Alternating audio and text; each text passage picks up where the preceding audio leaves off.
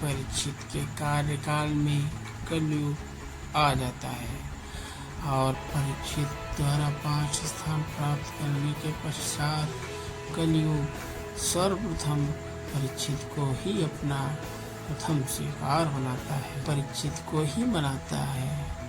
परीक्षित के मुकुट में वास करके ओम से पाप कराने की सोचता है और कलयुग का प्रभाव धीरे धीरे बढ़ता चला जाता है। परीक्षित अपने राज्य में संपूर्ण शांति और सुखी से रहते थे, किंतु कलयुग का प्रभाव होने के कारण परीक्षित भी कलयुग के शिकार में आ जाती है। वो किस प्रकार आप तक कहानी में आप देख चुके हैं और कलयुग आप अपना दूसरा भाग जिसमें आपको आगे की कहानी दिखाई जाएगी।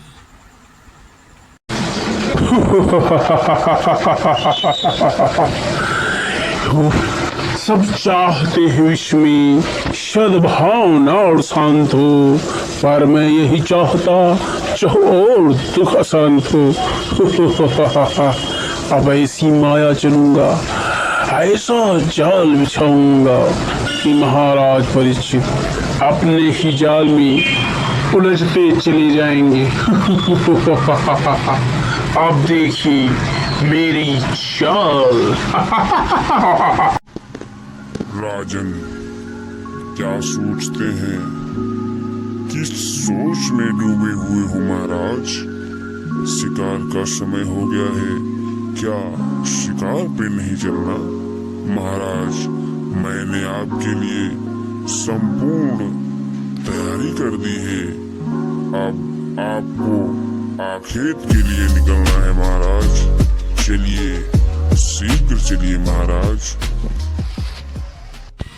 मंत्री जी, आप ठीक कहते हैं, हमें शिकार के लिए अब निकलना चाहिए क्योंकि शिकार का समय हो गया है। चलिए।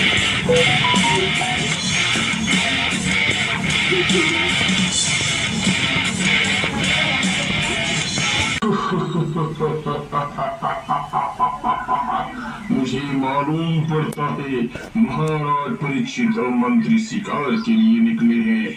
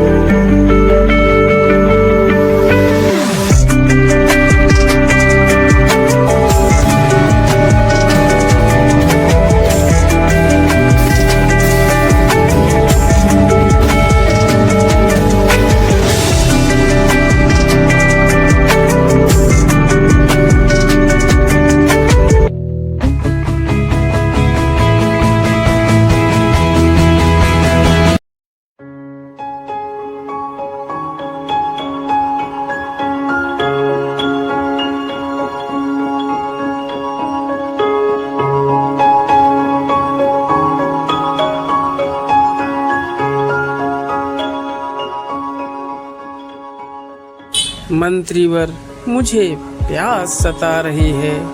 देखिए यहाँ आसपास कहीं यदि जलाशय नजर आए तो वहाँ से थोड़ा जल ले आओ, मुझे प्यास लगी है। मंत्रीवर, शीघ्र जाओ।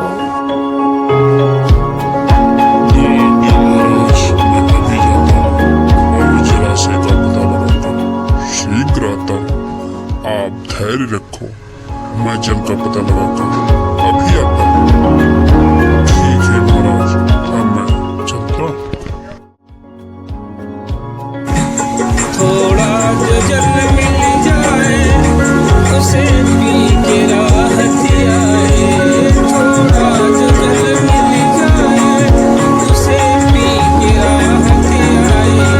मेरी जल निकल ना जाए कहीं मेरी जान, कहीं मेरी जान। दूर कहीं पे देखो झरनों का कलकल, दूर कहीं पे देखो झरनों का कलकल। प्यास सताए हमको रह रह के पल पल, प्यास सताए हमको रह रह के पल पल।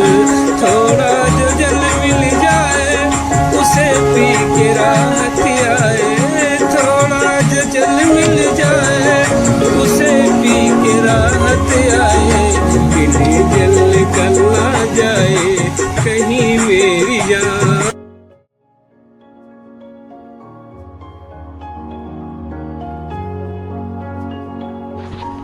महाराज, मैं जंगलों में बहुत दूर तक दिखाया हूँ, कहीं भी यहाँ जल दिखाई नहीं दिया।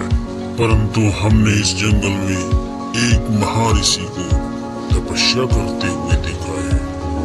आश्रम के किनारे ही तपस्या में लीन है। कृपया वहाँ चलिए और महाराज वहाँ जल अवश्य।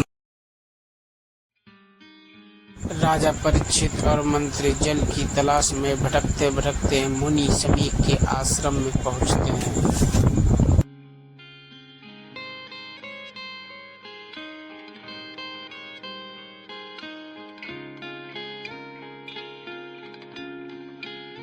परीक्षित इधर उधर आश्रम में देखते हैं, कोई न दिखने के कारण मुनि से ही जल के लिए आग्रह करते हैं।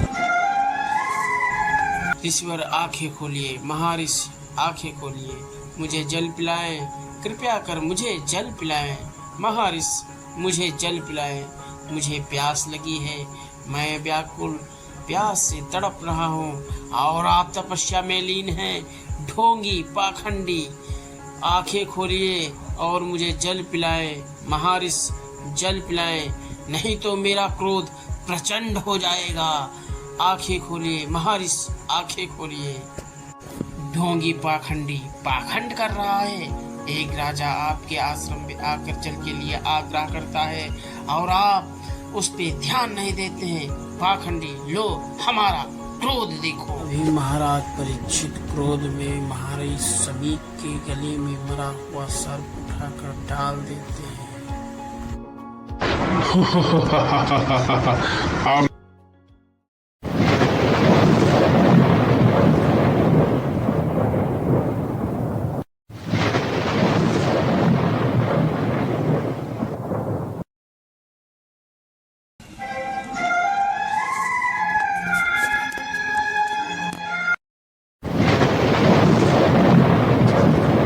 देव के गले में मरा हुआ सर्प किसने डाला?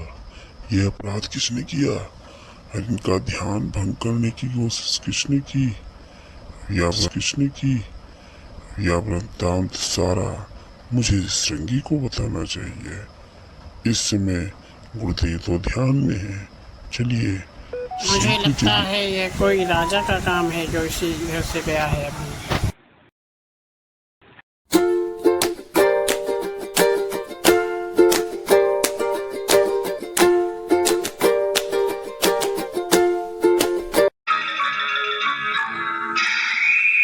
उस शमीक मुनि का पुत्र श्रृंगी बड़ा तेजस्वी बालक था। वो उस समय नदी में नहा रहा था। दूसरे ऋषि कुमारों ने वहां जाकर उसे सारा वृत्तांत सुनाया कि किस प्रकार एक राजा ने उसके पिता का तिरस्कार किया है।